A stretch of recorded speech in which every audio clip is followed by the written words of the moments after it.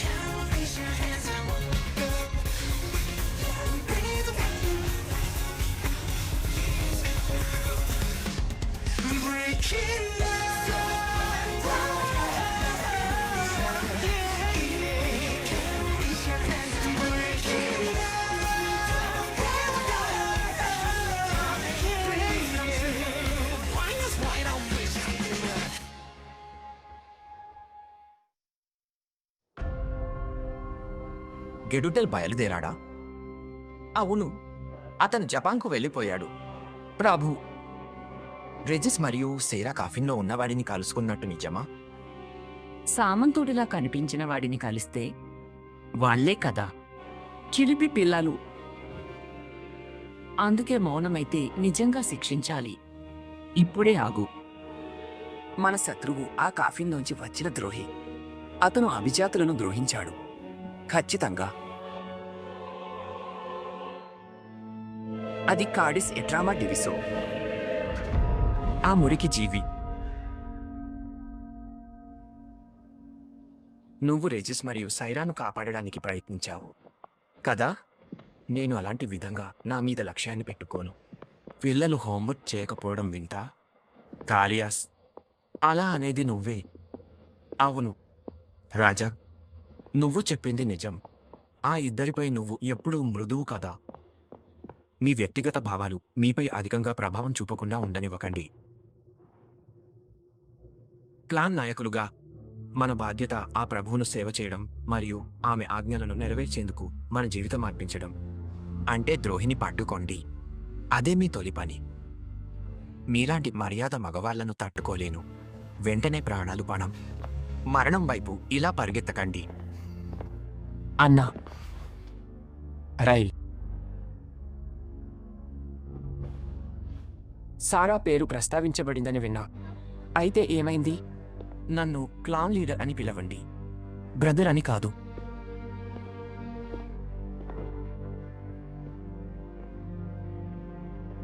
బాగుంది. నీ అన్న ఇప్పుడు బిజీ. క్లాన్ లీడర్ నేను అర్హుణ్ణి. నిన్నే నిర్బంధం నుంచి విడుదలయ్యావు కదా. అయినా కుదరదు స్నేహిత. నన్ను పిల్లలా తీసుకోకండి. సరే, కనీసం అతని చిన్న తమ్ముడు బతకడానికి దృఢంగా సంకల్పించాడు. దాంట్లో ఏమైంది? ఇది నిజంగా అంత అనూహ్యమా? రెజిస్ మరియు సారా నిజంగానే ఆ మనుషులతో ఇక్కడ నివసిస్తున్నారా? నువ్వు? అవును. ఎందుకంటే ఇది నా ఇల్లు. అంటే అది నువ్వేనా? కాడిసెట్ రామాది రిసాల్ కదా? చాలా కాలమైపోయింది. గెడ్జుటెల్, మనం నుంచి నువ్వు మాయమైన నాటి నుంచి 800 ఏళ్లుగా నువ్వు గాఢ నిద్రలోనే ఉన్నావని విన్నా. ఫ్రాంకెన్స్టైన్ అదే నిజమన్నాడు. రెజిస్ మరియు సారా ఇక్కడకు వచ్చినప్పటి నుంచి ఈ రోజు చివరికి రావాలని నేను ముందే ఊహించుకున్నాను. ఆ ఇద్దరు నన్ను కనుగొనడానికి ఇక్కడికి వచ్చారు కదా. శాపెట్టె కనబడినట్టు తెలిసిన వెంటనే వారిని విచారణకు పంపించారు. మీకు గుర్తుండవచ్చు, మీరు కనిపించకపోయినప్పటి నుండి లూసిలోనియా నోబుల్ యొక్క దేశంలో పెద్ద మార్పులు వచ్చాయి. లేదు, నిజానికి గత ప్రభు శాశ్వత నిద్రలోకి దిగినప్పటి నుంచి అని చెప్పటం మరింత ఖచ్చితంగా ఉంటుంది. అభిజాతులకైతే శాశ్వత నిద్ర అంటే మరణమే. మునుపటి ప్రభు మరణించిన తర్వాత అతని కుమార్తె రాస్క్రేయ ప్రభువుగా బాధ్యతలు స్వీకరించింది.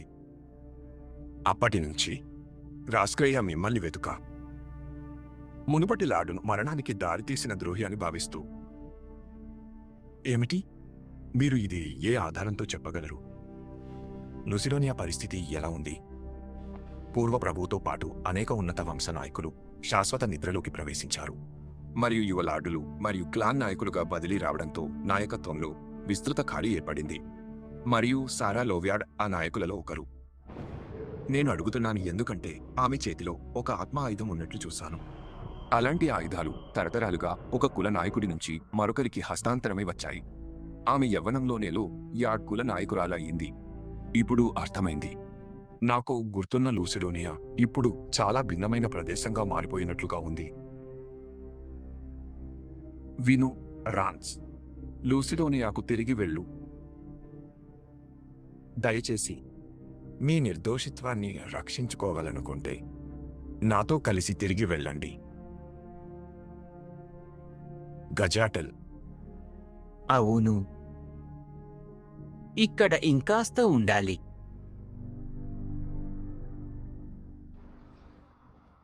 మీకు క్లాన్ నాయకుడు కీలకం అన్నమాట. ఇది సరిగా అర్థమైందా? అవును, ఇది అత్యున్నత అభిజాత రక్తం కలిగిన 13 కుటుంబాధిపతులకే మాత్రమే ఇచ్చే పదవి. మరియు గాడ్జిటల్, మీరు ముందుగా కలిసిన ఆ వ్యక్తి లాండెగ్రెగ్ వంశ నాయకుడు. అతను మీ బంధువు, రెజిస్ తాత. ఆహా, అందుకే ఇద్దరూ పొలి. శరీరం కాదు, కాయంలో మాత్రం పూర్తిగా వేరే. జుట్టులో నల్ల గీతలే. ఫ్యాషన్గా అది నాకు నచ్చుతుందో లేదో, కాని ఇది వారసమని అనుకోలేదు. అవును, ఫ్యాషన్. అది వికారమే. బౌల్ కట్, పొడవు జుట్టు మేలేనా? ఇది టెక్నో కట్, అసలు బౌల్ కట్ కాదు. కారణం లేక జుట్టు కత్తిరించను. సహజ స్టైల్ నాకిష్టం. అయినా అతడు మన బాస్తో ఎలా జత? నువ్వు సరి. వాళ్ళ మధ్య టెన్షన్ ఘనం. గతంలో ఏదైనా జరిగింది? తెలియదు.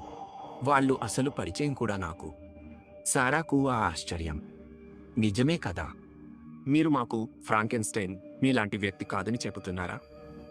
అతను సాధారణ మానవుడు కాదనే స్పష్టం. కానీ నిజంగా చెప్పాలంటే మేము కూడా పూర్తిగా నిర్ధారించలేము. ఒక విధంగా అతను రైజల్ కన్నా కూడా మరింత రహస్యంగా ఉన్నాడు. నేను ఒకరోజు మీ ఇంట్లో ఉంటానని ఊహించలేదు. రెజిస్ తాతను సులభంగా నిర్లక్ష్యం చేయలేము. కాని నిజంగా చెప్పాలంటే నువ్వు ఇక్కడి నుంచి వెంటనే వెళ్ళిపోవాలని నేను ఇష్టపడతాను. నువ్వు మారలేదు.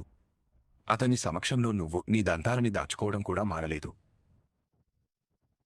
మీకు చెప్పడంలో నాకు ఎటువంటి ఇబ్బంది లేదు. నేను ఇప్పటికీ మిమ్మల్ని నమ్మను. ఏమైనా నువ్వే ఇంకా అదే పిచ్చివాడు. ఆ ఎన్నో సంవత్సరాల క్రితం లూసిడోనియాలో మనలోని అనేక అభిజాత్యులను చంపినవాడు.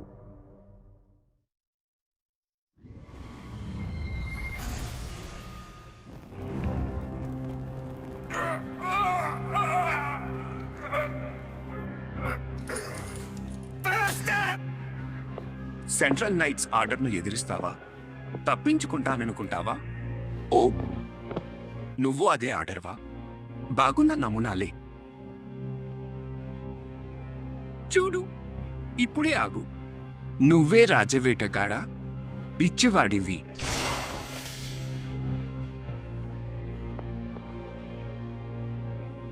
పోరాటం పనికిరాదు. గొలుసులు మిమ్మల్ని బంధిస్తాయి.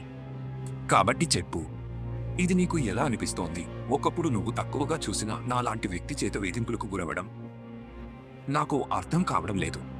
నువ్వు లాంటి వ్యక్తికి ఇంత శక్తి ఎలా ఉండగలదు? నేను లాంటి ఒక మానవికి మీరు మాత్రమే కలిగి ఉండాలి అనుకునే శక్తి ఉండటం మీకు విచిత్రంగా అనిపిస్తున్నదా? అదేనటేనా? నిజంగా అది అంతే విచిత్రమని మీరు అనుకుంటున్నారా? కాదు. కానీ ఎలా నువ్వు ఇంతలా ఉండగలవు?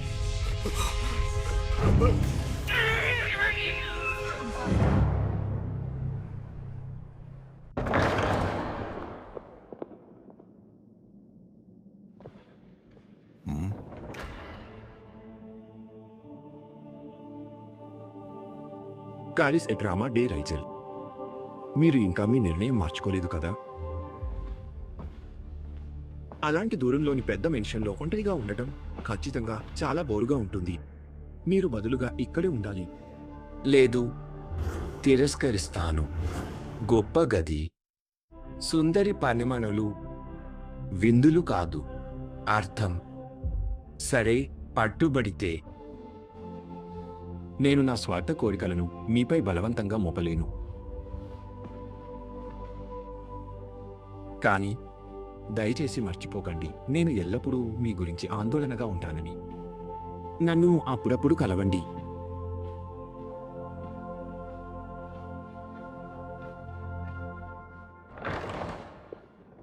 నా మనసు ఆ విషయం పరిష్కరించబడిన వెంటనే అతను వెళ్ళిపోయాడు. అతను అంతగా కలిసిమెలిసి ఉండడు లార్డ్. మాటల్లో జాగ్రత్త. రైజల్కు ప్రత్యేక వర్గం, బాధ్యత. లార్డ్ ఇంకా పై స్థాయిలోనేనా కదా? అవును లార్డ్. మరి మీ పని? నాకు ఆ అభిజాత వేటగాడి గురించి సమాచారం ఉంది. మనం కొంతకాలంగా దర్యాప్తు చేస్తున్నవాడు. అయితే చెప్పండి. తాజా దాడిలో బతికిన సెంట్రల్ ఆర్డర్ ఆఫ్ నైట్స్ సభ్యుల ప్రకారం అతడు ఎక్కడి నుంచి వచ్చాడో తెలియకుండా గాలివలే అకస్మాత్తుగా కనిపించి ఒక్కొక్కటిగా నైట్లను హతం చేయడం ప్రారంభించాడు. మరియు వారు కూడా అసందేహంగా సూచించారు ఆయన మానవుడని. మానవుడా? మరియు అతనికి అభిజాతుల కన్నా ఉన్నతమైన శక్తులు ఉన్నాయి. అది సాధ్యమే? ఇప్పుడు మాకు తెలియని ఏదైనా పద్ధతితో ఆయన మా శక్తికి సమానమైన శక్తిని పొందినట్టుగా నాకు అనిపిస్తోంది. ఆయనను ఇకపై స్వేచ్ఛగా వదిలేయడం చాలా ప్రమాదకరం. మీ వాళ్ళు అతన్ని వెంబడించాలి. నేనే కలుస్తా, మాట్లాడతా. మాట్లాడాలా? అవును, చంపొద్దు. అతన్ని సజీవంగా నా వద్దకు తీసుకురావండి. మరియు తర్వాత నేను నిర్ణయిస్తాను అతనితో ఏమి చేయాలో.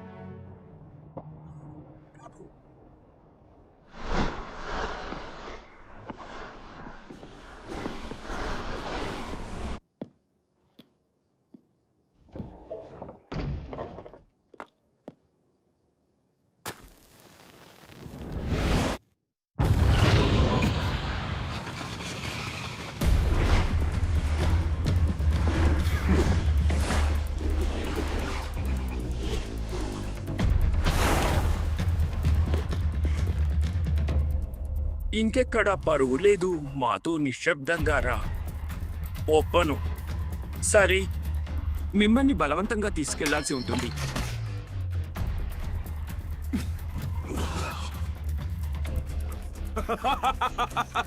సరే, అయితే మీరు నిజంగా చేయగలరని భావిస్తే నన్ను మీతో తీసుకెళ్ళండి.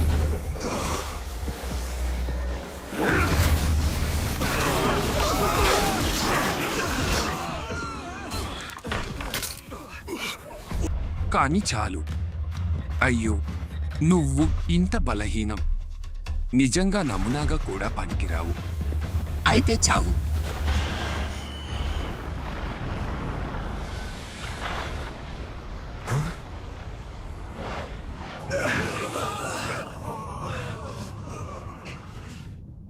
గర్వపడకు, నువ్వు సహజంగానే అభిజాత్యులు. నీవు చెప్పినట్లే ఉంది. ఈ మనుషులు తమ శక్తిని కొంచెం ఎక్కువగా అంచనా వేసుకున్నట్టే కనిపిస్తుంది. మీరందరూ వెంటనే వెనక్కి వెళ్ళి ప్రభువుకు నివేదించండి. నేను ల్యాండర్ గ్రే వంశానికి నాయకురాలిని. Lander grey. నేను కుడియా కులం నాయకురాలు. నేను రేగకేడియా. అబ్బా, ఇది ఎంత గౌరవం! ఇక్కడ నేను ఒకేసారి 2 గొప్ప కుల నాయకులను కలవగలగటం నా అదృష్టం. నువ్వు మాతో రా. ఆ పిల్లాడు ప్రభువుకు అదే అన్నాడు కదా. అందుకే ఆశ్చర్యం అవసరం లేదు. అందుకే వంశనాయకులను పంపే అధికారం మాత్రం కేవలం ప్రభువు స్వయానికి మాత్రమే ఉంది. విచిత్రంగా ఏదో కారణంగా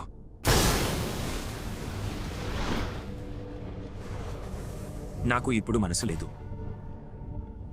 సరే గిగాటెల్, నువ్వు వెనక్కి ఉండి. రేయాగర్, నాకు ఏదైనా అయితే కుడియా వంశానికి సిద్ధమైన నా వారసుడు ఇప్పటికే ఉన్నాడు. ఇంకా మనం ఎదుర్కొనేవారు ఎవరు ఉన్నప్పటికీ నా గర్వాన్ని ఓడించడానికి నిజంగా 2 వంశ నాయకులు అవసరం అవ్వకూడదు. ఇదిగో నేను వస్తున్నాను. ఇది ఎలా ఉంది?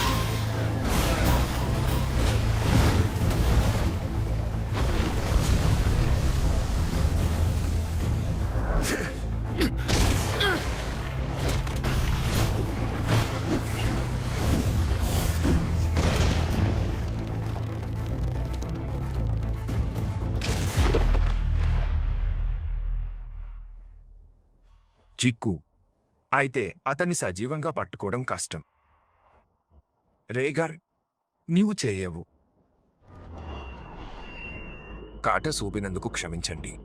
మీ నైపుణ్యం గుర్తించి మాత్రమే చేశాను. దయచేసి నొచ్చుకోకండి. కాబట్టి అదే ఆత్మ ఆయుధం.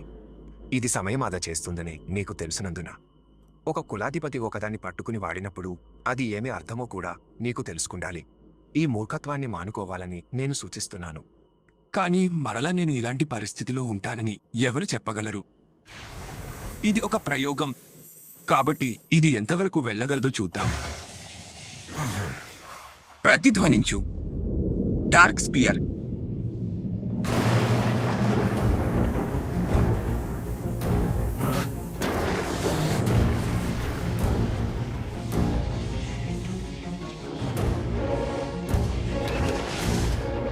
అతనికి సోల్ వెపన్ ఉందా? పోలి ఉంది. కానీ అదే కాదు. ఆయుధం ఎత్తినందుకు క్షమించావు. నేను నీకు క్షమాపణ చెప్పను. దయచేసి అవమానం పడకండి.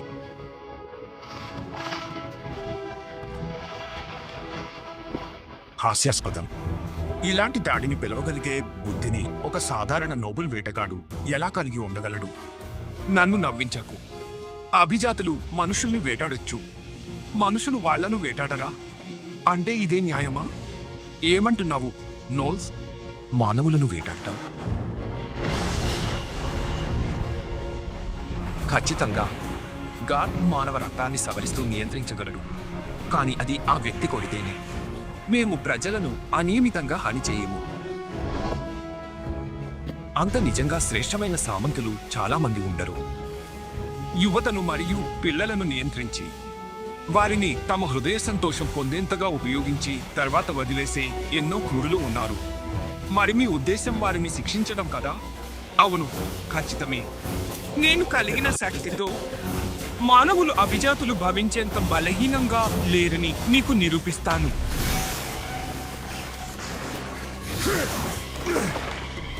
అతనికి ఇంత శక్తి ఉందా?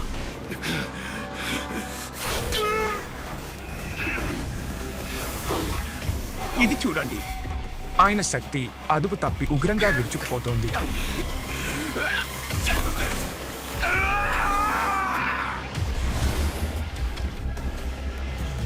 ఇది అతని ఆత్మను గ్రసించడం మొదలైంది.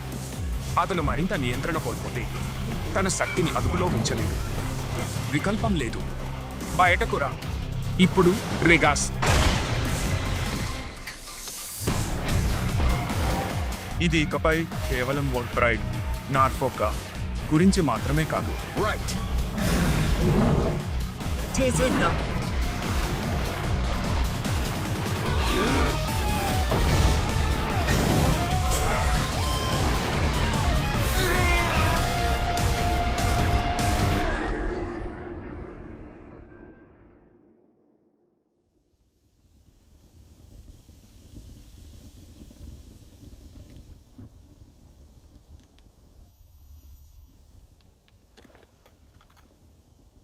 అలాగే అనిపిస్తోంది.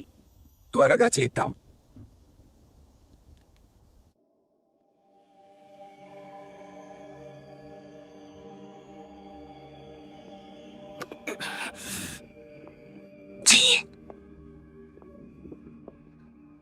డార్క్ స్పియర్ ఇంకా అధిక శక్తి అనిపిస్తోంది. ఏమిటి?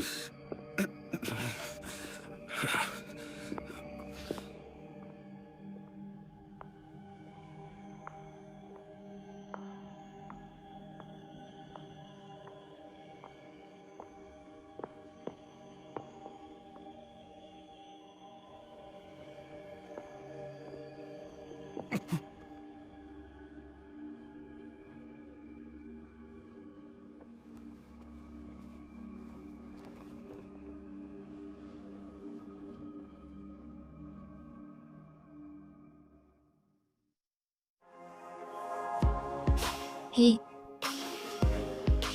కలలా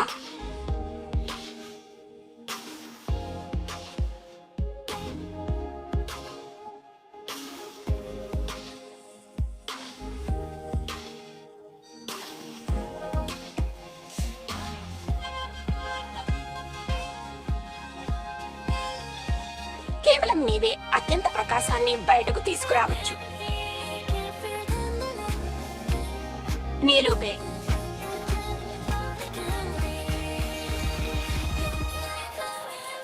ఆకాశం వైపు చూడండి.